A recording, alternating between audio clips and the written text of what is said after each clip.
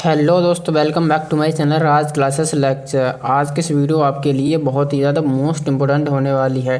तो देखिए दोस्तों, जितने भी स्टूडेंट क्लास 10th में हैं और वो देखिए दोस्तों बोर्ड एग्ज़ाम 2025 में देने वाले हैं, तो वो इस वीडियो को लास्ट तक ज़रूर देखें।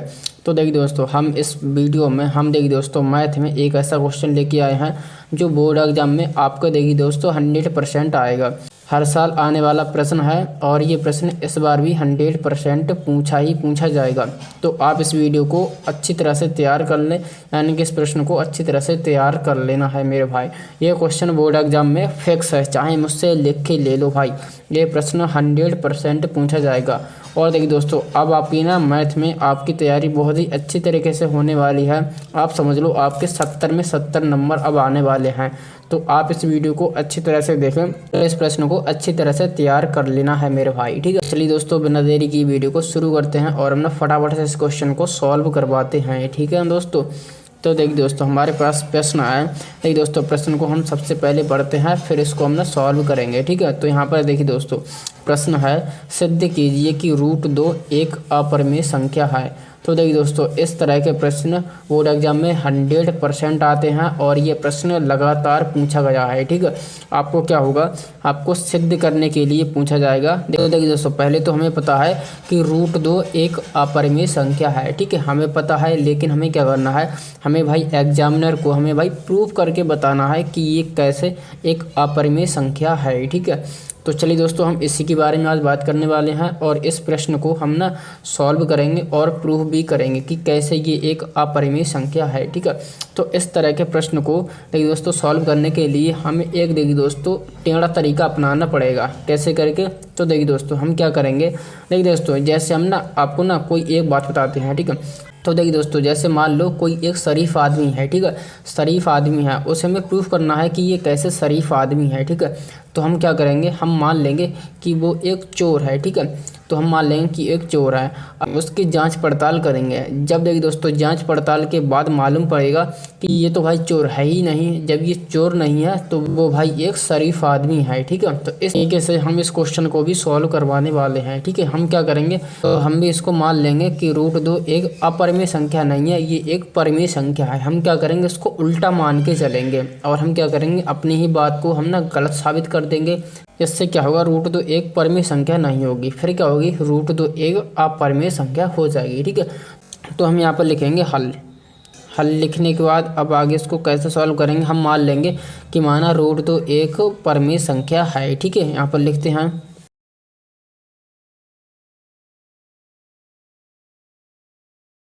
हम दोस्तों मान लेंगे, यहाँ पर लिख देंगे माना। ठीक है, यहाँ पर माना है क्योंकि हम खुद से माने हैं। ठीक है, माना √2 एक परिमेय संख्या है। अब देखिए दोस्तों, जब ये परिमेय संख्या है, परिमेय संख्या को तो हम भाई फ्रैक्शन के रूप में लिख सकते हैं, बटे के रूप में लिख सकते हैं।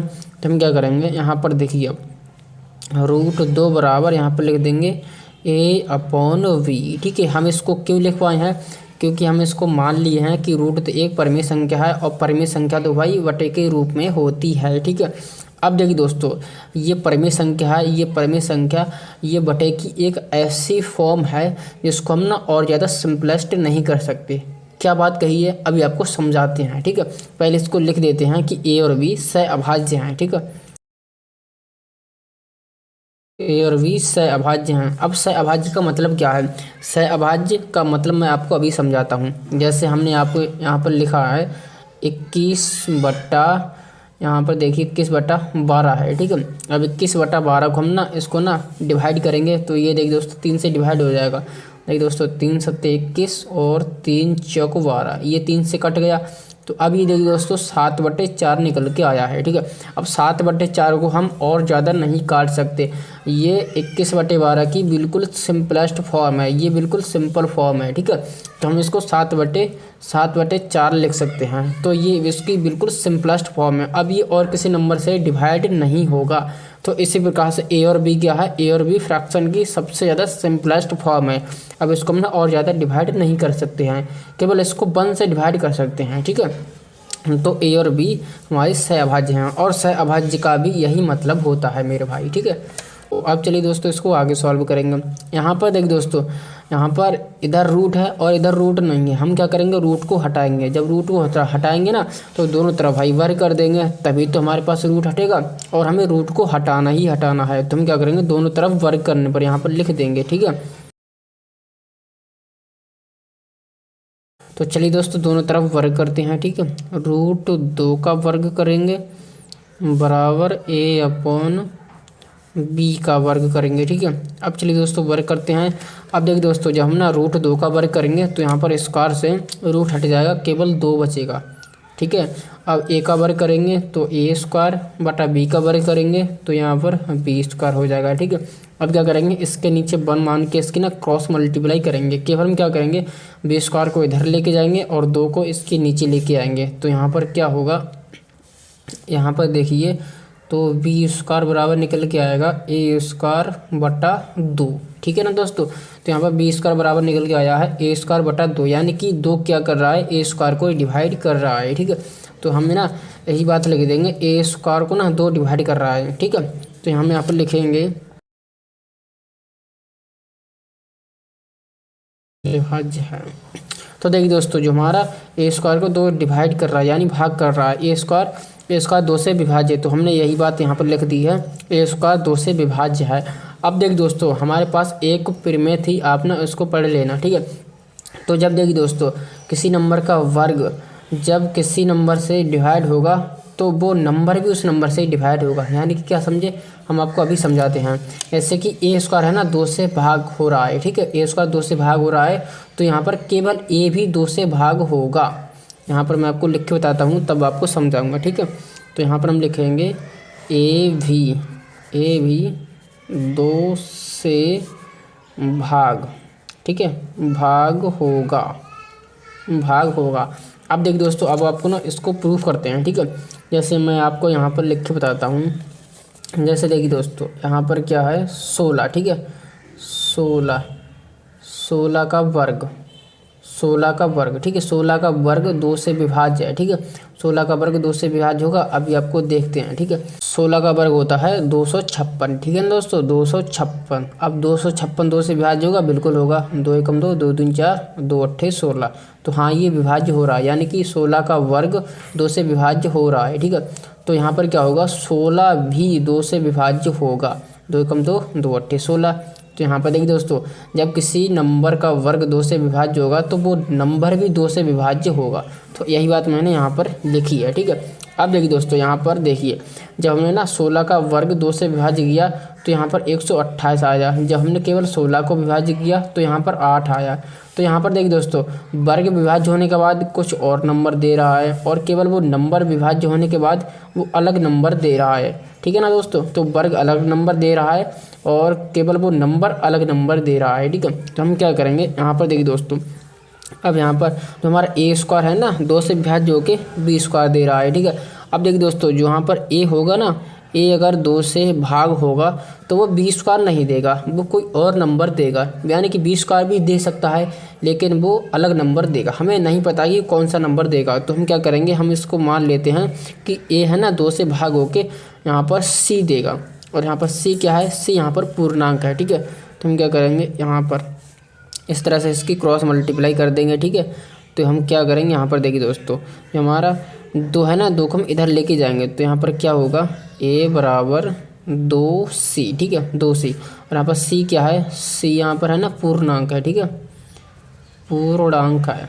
अब देखिए दोस्तों इसको हम ना इक्वेशन फर्स्ट नाम दे देते हैं। ठीक है, इसको फर्स्ट नाम दे देंगे। अब क्या करेंगे a का मान समीकरण 1 में रखेंगे। तो चलिए दोस्तों रखते हैं यहाँ पर बी स्क्वायर बराबर ए स्क्वायर की जगह a की जगह हम 2c लिख देंगे, 2c। अब इसका वर्ग है, वर्ग करेंगे बटा 2 है 2 कर देंगे। ठीक है, अब इसको आगे सॉल्व करेंगे। देखिए दोस्तों बी स्क्वायर बराबर 2 का वर्ग करेंगे, 2 का वर्ग होता है 4, सी स्क्वायर बटा 2, 2 से इसको भाग करेंगे, 2 एकम 2, 2 दूनी 4।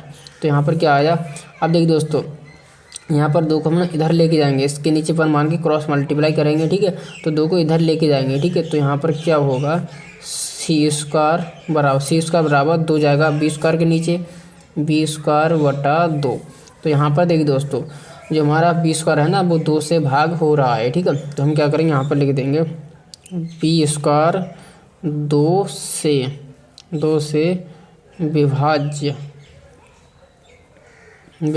है। अब देखिए दोस्तों, जब b स्क्वायर 2 से विभाज्य है तो b भी 2 से भाग होगा, ठीक है। तो यहाँ पर लिख देंगे तो b भी 2 से